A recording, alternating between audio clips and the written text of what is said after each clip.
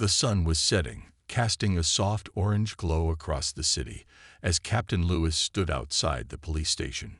He had just finished a long day of meetings, training sessions, and fieldwork. It had been months since Officer Thomas had first come to him for guidance, and now, looking back, Captain Lewis could see the real transformation that had taken place, not just in Officer Thomas, but in the entire department. The work wasn't over. He knew there would always be challenges ahead. But the progress they had made, the steps toward greater understanding and compassion, were undeniable. The road to change had been long and difficult, but it had been worth it.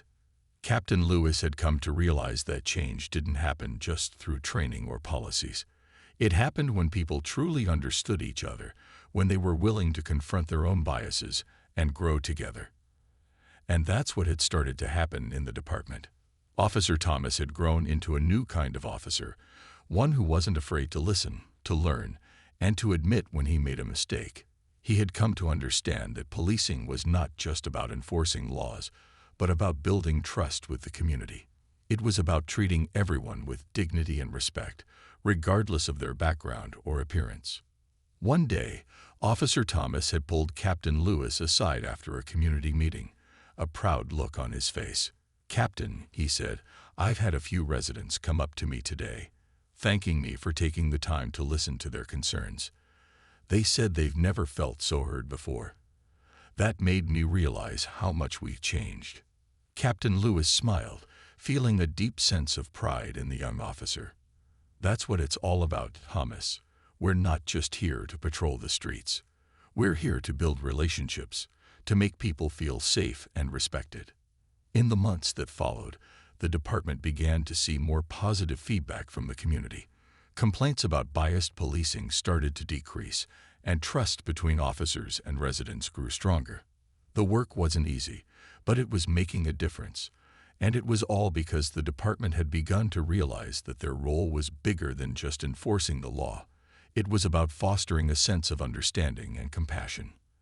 As Captain Lewis looked around the station, he saw the faces of his fellow officers, many of whom had also begun to change. The conversations about racial bias and fairness were no longer uncomfortable. They were part of the everyday culture. Officers were beginning to check in on each other, encouraging one another to grow and learn. And more importantly, they were starting to realize that they were all in this together. Captain Lewis had known from the beginning that the change wouldn't happen overnight. It would take time, patience, and a lot of hard work. But now, seeing the shift in the department and the positive impact on the community, he knew that they were on the right path. One afternoon, Captain Lewis was called into a meeting with the city's mayor. As he sat across from her, she smiled and handed him a document. "Captain Lewis, we've been receiving excellent feedback from the community. The changes you and your team have made are having a real impact. I wanted to personally thank you for all your hard work." Captain Lewis was humbled, but he knew it wasn't just his work. It was the work of the entire department, from the officers on the ground to the leadership that had supported the changes. They had all played a part in this transformation. As he left the meeting, Captain Lewis felt a renewed sense of purpose. He knew there was still more to do, but the seeds of change had been planted, and they were growing. He wasn't just a leader in the department. He was part of something bigger, a movement toward a better, more just system for everyone. With a hopeful heart, Captain Lewis looked toward the future. The road ahead might still have its challenges, but with the strength of his team, he knew they could face anything together. The legacy of change was just beginning. A few days of rest was exactly what Captain Lewis needed. When he returned to work, he felt more focused and recharged, ready to tackle the challenges that lay ahead. Officer Thomas had continued his training, and although Captain Lewis had taken a step back, he kept checking in, offering advice when needed. The young officer was beginning to show significant growth, though it wasn't without struggle. Officer Thomas still had moments when his old biases resurfaced, but each time he worked harder to overcome them. One afternoon, Captain Lewis was called into a meeting with Lieutenant Daniels and a few senior officers. There had been some tension in the department, and they needed to address it. A group of officers had come forward with concerns about recent changes and the extra focus on racial sensitivity training. Some believed that the department was being too focused on these issues and not enough on law enforcement duties. As Captain Lewis sat at the table, he listened intently. He could feel the weight of the conversation. This wasn't just about Officer Thomas anymore. It was about changing the culture of the entire department. Lieutenant Daniels spoke first. "We need to decide how to move forward with the training. Some officers are pushing back, saying we're not focusing enough on the actual work of policing." Captain Lewis nodded slowly. "The work of policing is important, but so is the way we treat the people we serve. If we don't address biases, if we don't challenge the way we think about others, then we're not serving our community as we should." He paused, looking around the room at the other officers. "I've seen real change in Officer Thomas, and that gives me hope. We can change, but it won't be easy. We have to be willing to face uncomfortable truths." There was silence for a moment as the officers in the room processed his words. Captain Lewis knew this was a pivotal moment. The culture of the police force wouldn't change overnight, but if they could begin to embrace these difficult conversations, then real progress could be made. "I agree with you, Captain," one of the senior officers said. "We've been too focused on our way of doing things for too long. It's time we listen to what's really happening on the streets, to what our community is telling us. I'm willing to try a different approach, but it has to be a department-wide effort." Captain Lewis nodded, feeling a sense of accomplishment in that moment. It wasn't a complete victory, but it was progress. The tide was slowly turning. The officers in the room were beginning to see that change didn't have to mean weakness. It could make them stronger, more effective at their jobs. A stronger, more compassionate department would ultimately serve the community better. As the meeting came to a close, Captain Lewis felt a renewed sense of purpose. It wasn't just about teaching one officer anymore. It was about the future of the department. He couldn't do it alone, but with the right mindset and willingness to learn, change was possible. The next few days felt like a blur for Captain Lewis. He had never imagined that a simple traffic stop could turn into such an important moment for both him and Officer Thomas. He knew the officer was going through a process of self-reflection, but Captain Lewis also understood that change didn't happen overnight. The first step was awareness, and now Officer Thomas had taken it. But it was only the beginning. As for Captain Lewis, he found himself reflecting on the conversation too. This situation, though uncomfortable, was a chance to start a much-needed dialogue about bias, not only within the police force, but also in society at large. If he could reach just one person, help them understand the weight of assumptions, then he had done his part. One morning, Captain Lewis was in his office, reviewing case files, when his phone rang. It was Lieutenant Daniels, one of his colleagues. "Captain, we need you down here. We've got a situation with Officer Thomas." Captain Lewis's heart skipped a beat. He had hoped the officer was working through things, but he didn't know what had happened since their conversation. He quickly grabbed his jacket and headed out the door. When he arrived at the station, he was led to a small conference room where Officer Thomas was sitting at a table, looking anxious. Lieutenant Daniels stood nearby, arms crossed. "Captain, thank you for coming," Lieutenant Daniels said. "We've got an issue. Officer Thomas here, he was involved in a call earlier today. And well, it didn't go the way it should have." Captain Lewis raised an eyebrow. "What happened?" Lieutenant Daniels sighed. During a routine traffic stop, Officer Thomas made assumptions about the driver. He treated them as if they were guilty before even asking questions. The driver, a black man, was rightfully upset, and we've had complaints. Captain Lewis's mind raced. After everything that had happened between him and Officer Thomas, this was a setback. But instead of feeling angry, he felt determined. This was a test, not just for Officer Thomas, but for the entire department. He turned to the officer, who looked down, clearly ashamed. "Officer Thomas," Captain Lewis said, his tone firm but calm. "What happened?" The young officer hesitated, his hands nervously fidgeting. I made assumptions again, Captain. I saw a man who didn't fit the typical profile, and I didn't treat him with the respect he deserved. I've been trying to change, but I failed today.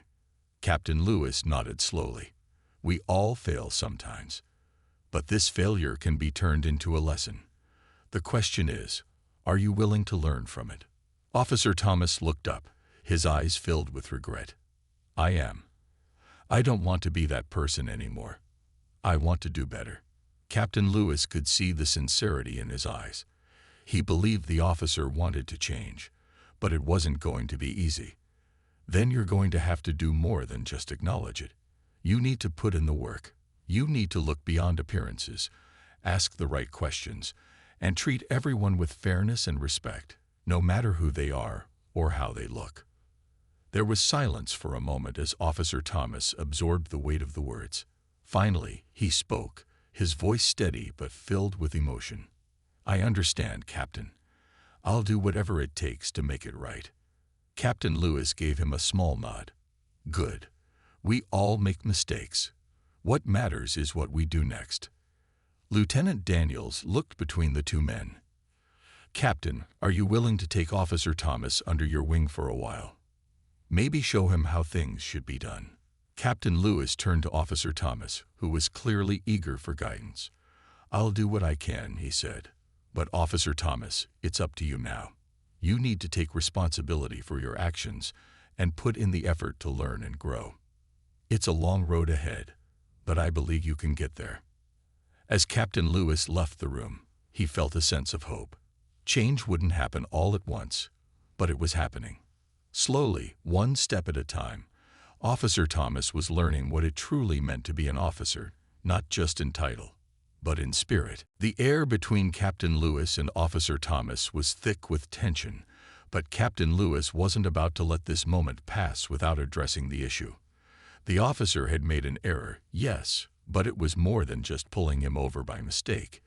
It was the assumption, the judgment, and the bias that had influenced his actions. Officer, Captain Lewis began, his voice calm but firm. I understand that you're just doing your job, but there's something you need to understand. This isn't just about a traffic stop. It's about how people like me are viewed, even by those who are supposed to be on the same side. Officer Thomas looked down at the ground for a moment, clearly uncomfortable. He shifted from one foot to the other, his hand still holding Captain Lewis' documents, but with far less certainty than before. He wanted to apologize again, but the words didn't seem to come out. Instead, he stood in silence, clearly wrestling with the realization that his actions had been rooted in something deeper than just a simple mistake. I didn't mean to.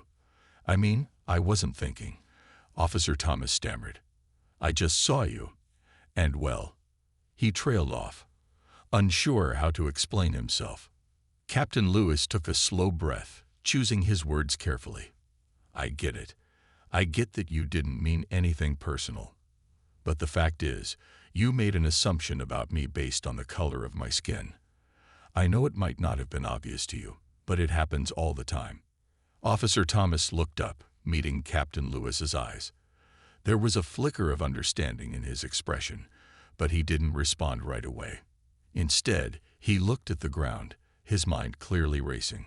Captain Lewis could see the officer struggling with this new perspective, trying to process how to make sense of what had just happened. You need to understand, Captain Lewis continued, his tone gentle but firm, that this happens a lot, not just with us, but with people of color in general. We're often judged based on our appearance or assumptions, no matter how much we've accomplished or what we've done. The officer nodded slowly, his face flushed with embarrassment. I didn't think of it that way, he admitted. I've never really thought about it before. It's hard to see it when you're not in someone else's shoes. That's the point, Captain Lewis replied. You don't see it until it happens to you, or someone you know. This is why we need to talk about these things openly, not just brush them aside. If we're going to make real change, it starts with moments like this, when we can face uncomfortable truths and learn from them. For a long moment, neither of them spoke. Officer Thomas seemed lost in thought, and Captain Lewis could feel the weight of his words sinking in. This wasn't just about one mistake. It was about acknowledging the biases that existed within the police force and society as a whole. It was about learning to recognize those biases, challenge them, and ultimately change the way they worked. I'm sorry, Captain," Officer Thomas finally said, his voice sincere. "I didn't mean to make you feel like that. I didn't see it before, but now I understand." Captain Lewis gave him a small nod, his expression softening. "Apology accepted, but this is about more than just words. It's about taking action to change, to be more aware, and to treat people fairly. That's how we can truly make a difference." Officer Thomas nodded again, this time with a deeper understanding in his eyes.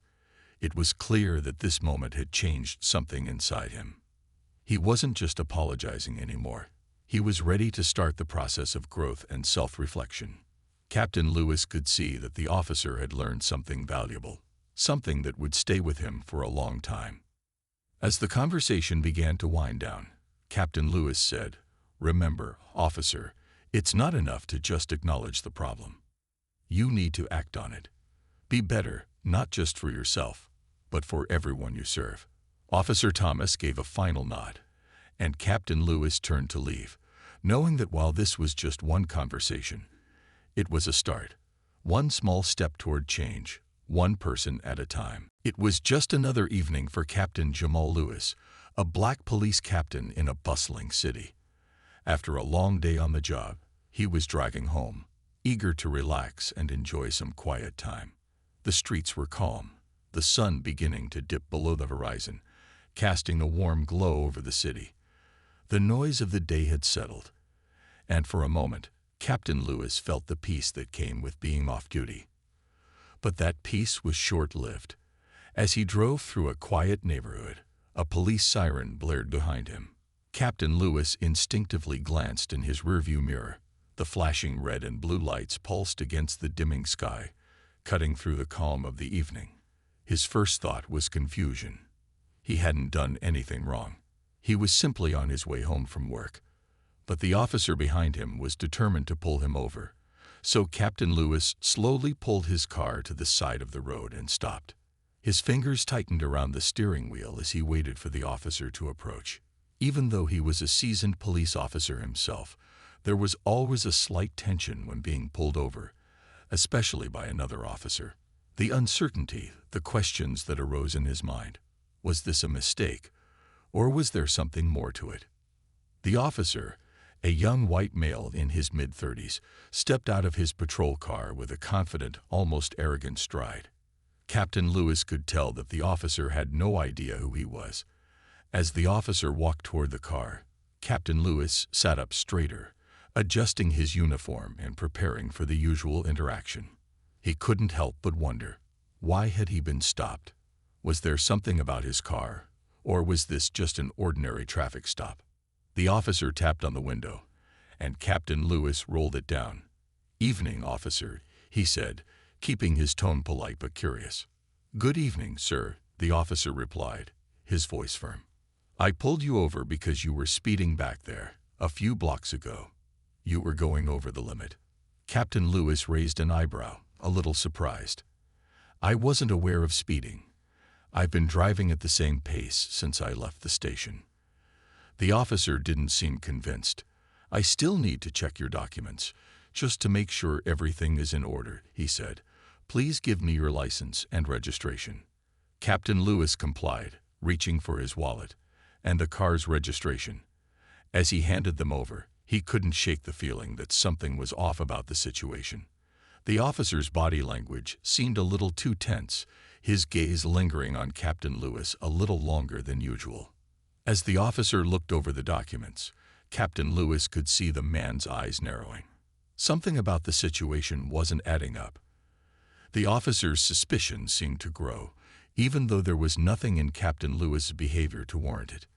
Captain Lewis was a police officer himself. He knew how to conduct himself in such situations. Yet this young officer treated him as if he were just another person to question. It wasn't the first time Captain Lewis had been in a situation like this, but it was always strange, even after all these years. The seconds ticked by as the officer continued to examine the documents, and Captain Lewis sat in his car, waiting patiently, wondering when the officer would realize who he was and what kind of mistake had just been made. The days that followed were filled with a mix of training sessions, conversations, and careful observation. Captain Lewis kept close tabs on Officer Thomas, continuing to guide him through real-world situations. While there were still occasional stumbles, there was also a visible shift in his approach to policing. Officer Thomas was beginning to take more initiative in applying what he had learned, showing a deepening understanding of the importance of fairness and respect. One afternoon, they were assigned to a community event, a neighborhood watch meeting where officers were expected to talk to residents about safety concerns. Captain Lewis observed Officer Thomas as he interacted with the people in the crowd. At first, the officer seemed unsure of himself, but as the conversation went on, he found his confidence. He was listening, engaging, and asking thoughtful questions. Captain Lewis couldn't help but smile. The officer wasn't perfect yet, but he was trying. And that was what mattered. Later, as they packed up to leave, Officer Thomas approached Captain Lewis. "Captain, I just want to thank you. I know I've made mistakes, but I'm really trying to be better. I've been learning a lot, not just about policing, but about myself too." Captain Lewis placed a hand on his shoulder, a gesture of encouragement. "It's not about being perfect, Officer Thomas. It's about learning from those mistakes and continuing to grow. You've come a long way. I'm proud of you." The young officer's face brightened, and for the first time in a long while, Captain Lewis saw a glimpse of the man he could become, a thoughtful, compassionate officer who would serve his community well. As the months passed, more officers began to embrace the new approach to policing. The department began to focus on not just enforcing the law, but building trust with the community. There were still challenges, of course, but Captain Lewis had seen enough progress to know that change was possible. One afternoon, Captain Lewis sat in his office, reflecting on how far they had come.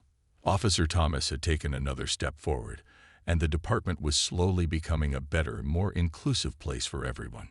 It had been a long, difficult journey, but the seeds of change had been planted. Captain Lewis knew that change wouldn't happen overnight, but with the right mindset, patience, and a commitment to growth, he believed they could continue moving forward. It wasn't just about changing one person. It was about changing the entire department, and perhaps, in the long run, making a real difference in the community they served. As the sun set over the city, Captain Lewis sat back in his chair, feeling a deep sense of fulfillment. There was still work to be done, but for the first time in a long while, he felt hopeful about the future. The road to progress was long, but with each step, they were getting closer to the change they needed. As Captain Lewis sat in his car, waiting for the officer to finish his checks, a strange tension filled the air. He could sense the officer's unease, even though nothing was out of the ordinary. Captain Lewis knew that sometimes, especially for younger officers, interactions like these could be difficult. They often felt the need to assert authority, especially when dealing with someone they didn't recognize or understand. Officer Thomas, who was still standing beside Captain Lewis's car, glanced at the documents again, his eyes flicking back and forth between the papers and Captain Lewis's face. The longer the silence stretched, the more Captain Lewis could feel the unease in the air. He remained calm, his experience as an officer guiding him through the awkward moment. Finally, Officer Thomas spoke, his voice holding an edge that wasn't there before. "I see your badge number here," he said, pointing to Captain Lewis's police ID. "But I didn't realize we had someone like you out here at this hour. You sure you're not up to something?" Captain Lewis paused. He had expected a simple traffic stop, not this. His own police training kicked in, and he realized that the officer was making an assumption. He wasn't just questioning the situation. He was questioning him. Despite knowing this officer was just doing his job, Captain Lewis couldn't ignore the subtle undertones in his words. "I'm just heading home after a long day," Captain Lewis replied calmly. "I'm sure it's just a misunderstanding." But Officer Thomas didn't seem convinced.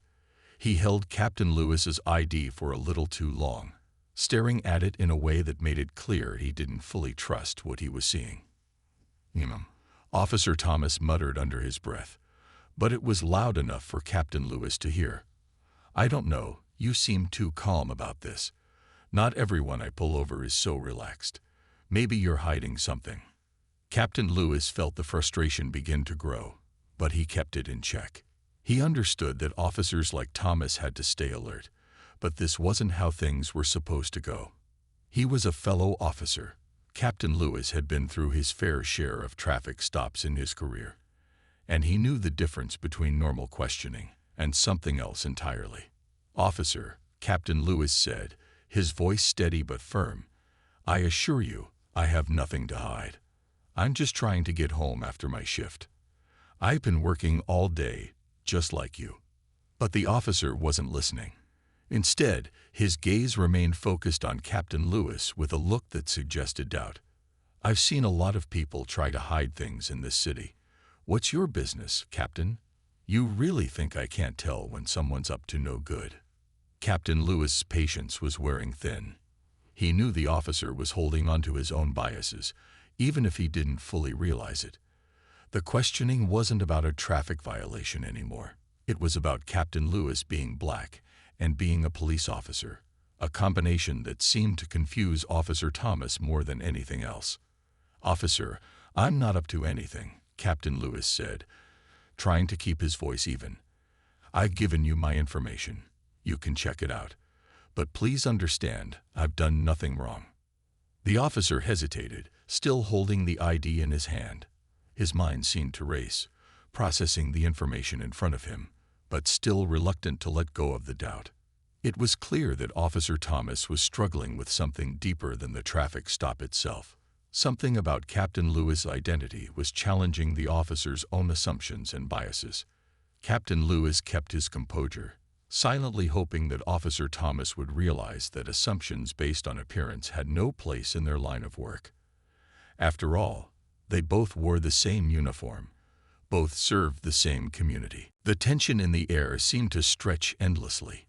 Captain Lewis remained calm in his seat, his hands resting on the steering wheel as he waited for Officer Thomas to finish reviewing his information. It felt like a moment frozen in time, but the officer's nervous energy was clear. Captain Lewis could see the young officer's discomfort. He could also see the subtle shift in his demeanor, a sign that Officer Thomas was processing something he hadn't expected. After a few moments, the officer slowly lowered the ID and stared at it longer than he had before. His brow furrowed and his eyes narrowed, as if he was double-checking what he had just read. Captain Lewis noticed that the officer's attention wasn't just on the documents anymore. The officer seemed to be looking at him, as if he were seeing him in a different light.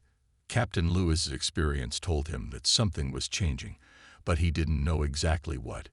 Finally, Officer Thomas spoke, though his voice now sounded uncertain, almost apologetic. "Wait a minute," he said, holding up the ID again. "This says you're Captain Jamal Lewis, captain of the police department." Captain Lewis remained quiet, keeping his expression neutral. He already knew where this was going. It was the moment of realization that he had been expecting. The officer's confusion was evident. The officer was still processing the fact that he had pulled over someone of such high rank, someone who, in theory, should have been above suspicion. But for Officer Thomas, his mind was still wrestling with the idea of who Captain Lewis was, not just as a man, but as a black officer in a leadership position. Officer Thomas's voice faltered as he continued. You're a captain, a high-ranking officer." Captain Lewis simply nodded. "Yes, I am. I've been with the force for over 20 years. I'm just heading home from my shift." For a moment, Officer Thomas stood still, staring at Captain Lewis. He was now visibly uncomfortable. He had clearly made an assumption when he first saw Captain Lewis's car. He had let his bias and his own beliefs cloud his judgment. But now, the reality of the situation was sinking in. "I didn't realize," Officer Thomas said, his voice quieter now, filled with regret. He shifted his stance, clearly unsure of what to do next. I didn't know it was you. I'm sorry for the misunderstanding." The words hung in the air, but they didn't seem to completely clear the tension. Captain Lewis wasn't surprised by the apology. It was expected. However, it didn't undo the discomfort of the moment or the officer's earlier behavior. The fact that Officer Thomas had acted this way, based purely on assumptions about Captain Lewis' race and position, was not something that could easily be fixed with an apology. Captain Lewis leaned back slightly in his seat, taking a slow, measured breath.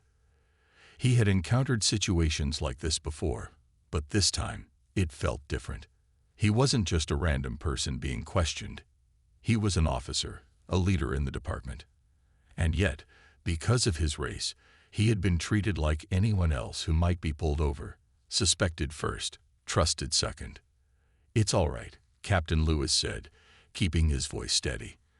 "But you should know that assumptions like this can hurt not only us as individuals, but the entire force as well. We're supposed to work together, no matter who we are." Officer Thomas shifted his weight uncomfortably, clearly reflecting on the words. The realization had hit him hard, and it was clear he was starting to understand the weight of the situation.